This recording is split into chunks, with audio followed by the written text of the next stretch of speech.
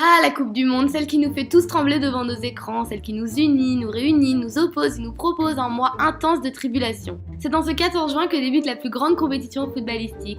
Créée en 1928, elle fête aujourd'hui ses 90 ans. Quoi de mieux que de célébrer cet anniversaire en Russie, le pays du froid glacial et du communisme.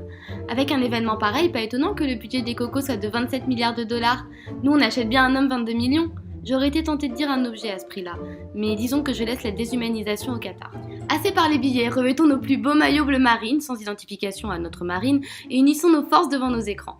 Le bleu nuit, synonyme de liberté, confiance et voyage souvent effectué par les joueurs entre clubs, mais surtout voyage entre les pays sélectionnés pour la compétition de l'année. Courir après un ballon fédère environ 27 millions de téléspectateurs en Europe, dont 3,9 millions en France, tandis que le Téléthon généra 936 000 téléspectateurs en 2017. Pourquoi ne pas associer le foot à une association ? On marie bien marathon et cancer. Le foot, c'est sacré. Ce sport de rue originaire de l'Angleterre est intouchable.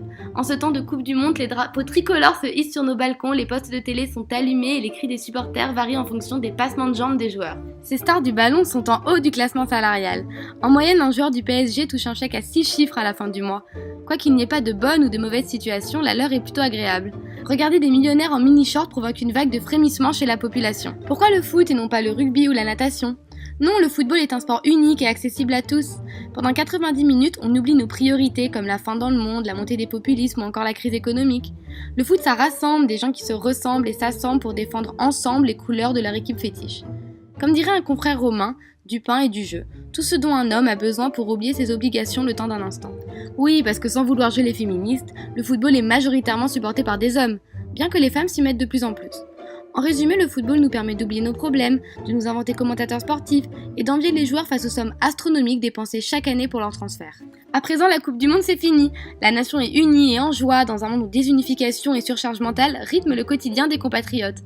Au fond, même si le monde ne s'unit que tous les 4 ans, il nous reste nos paquets de chips et les pots de Nutella pour ne pas oublier que nous sommes fiers d'être bleus.